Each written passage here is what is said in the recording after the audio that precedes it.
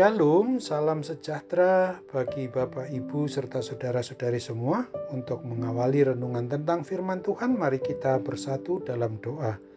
Tuhan Allah Bapa di sorga yang melebihi segala akal, hati, dan pikiran kami umat manusia, berfirmanlah kepada kami sebab kami bersedia untuk mendengar, dan atas pertolongan Roh Kudus mampukan kami agar boleh melakukan firman-Mu itu dalam hidup sehari-hari.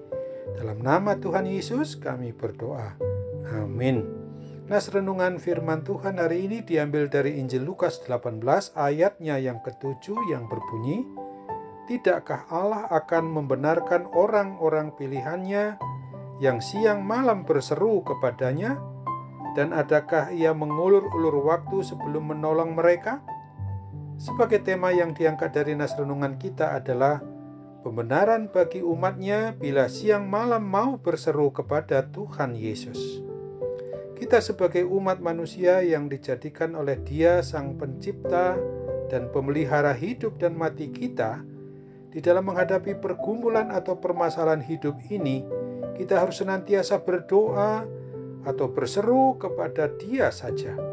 Akan tetapi kita perlu sadari pula bahwa Tuhan Yesus tidak selalu langsung mau menjawab semua doa-doa kita, bahkan mungkin saja hingga sampai sekarang ini Dia masih belum menjawabnya.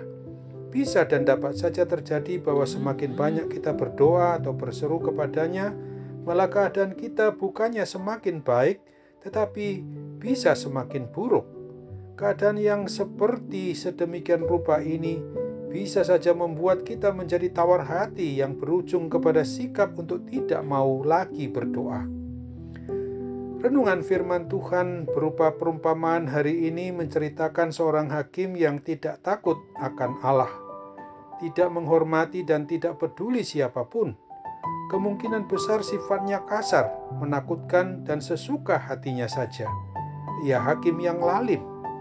Di kota di tempat hakim itu bertugas, terdapat seorang janda yang selalu datang kepada sang hakim dan selalu memohon dan berkata, "Belalah hakku terhadap lawanku." Di dalam beberapa waktu lamanya sang hakim itu selalu menolak dan tidak mau menolong sang janda itu. Karena sang hakim merasa bahwa baginya tidak ada pengaruh untungnya untuk menolong sang janda itu. Sosok seorang janda pada waktu itu pada umumnya tidak punya apa-apa. Cara yang dilakukan oleh sang hakim menolak permohonan sang janda itu tentu saja dengan sangat kasar. Dengan melakukan penolakan cara kasar itulah waktu bagi si janda seharusnya menyerah. Akan tetapi yang terjadi adalah justru ia terus-menerus mendatangi sang hakim. Apa yang diperbuat selanjutnya adalah oleh karena hakim ini merasa selalu terganggu sekali oleh si janda, maka pada akhirnya sang hakim itu pun membenarkan janda tersebut. Perumpamaan Tuhan Yesus ini sama sekali tidak bermaksud untuk menyamakan Allah Bapa kita di sorga itu dengan hakim tersebut.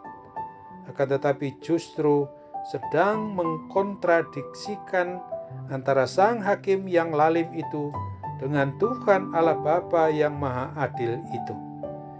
Sebab hakim yang begitu lalim saja akhirnya mau menolong si janda itu, apalagi Tuhan Allah Bapa kita yang Maha Kasih, maka Dia pasti terlebih lagi akan segera menolong kita umatnya yang mau beriman percaya secara teguh kepada Kristus.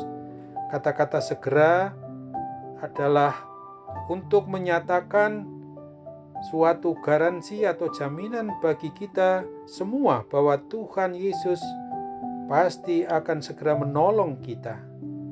Yang dituntut dari kita semua adalah iman percaya yang kokoh, kuat, dan teguh. Adakah kita tetap beriman percaya di dalam situasi sekarang ini?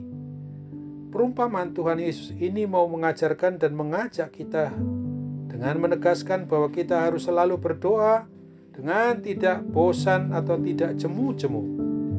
Tidak jemu-jemu atau tidak bosan artinya berdoa dengan tekun dan tidak mudah menyerah. Terus berdoa dengan iman percaya penuh kepada Kristus. Tentulah permohonan yang kita sampaikan harus sesuai dengan kehendak Tuhan Allah Bapa itu sendiri. Bukan karena kita tekun berdoa, maka semua doa kita dikabulkan. Apapun yang menjadi pergumulan atau permasalahan hidup yang sedang kita hadapi, janganlah kita pernah jemu-jemu atau bosan di dalam berdoa.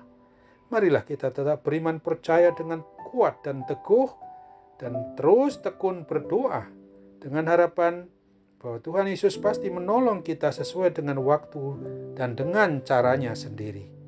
Amin. Mari kita kembali bersatu dalam doa. Tuhan Allah Bapa di surga, terima kasih Bapa atas segala bentuk peringatan Tuhan terhadap kami yang mungkin saat ini sedang dalam kondisi jenuh di dalam berdoa kepadamu. Akan tetapi kami juga harus belajar dari renungan firman Tuhan hari ini, bahwa Tuhan pasti akan membenarkan bagi kami umat-Mu yang mau siang, malam, pagi, petang untuk senantiasa mau berdoa berseru kepadamu ketika kami sedang menghadapi pergumulan maupun permasalahan yang sangat berat di dalam kehidupan kami pribadi maupun keluarga kami. Saat ini juga kami mau berdoa secara khusus tentu bagi keberadaan kami yang sedang mengalami sakit penyakit, baik itu penyakit yang berkepanjangan maupun juga akibat pandemi COVID-19 sekarang ini. Tuhan kasihanilah kami, pakailah sarana perawatan obat yang kami boleh pergunakan sebagai alat-Mu untuk memungkinkan kami mendapatkan kepulihan dan kesembuhan dari seluruh sakit penyakit yang kami derita. Mampukan kami untuk tidak berputus asa dan terus berharap kepadamu. Dalam nama Tuhan Yesus kami mau berdoa dan bersyukur dengan sepenuh hati kami. Amin.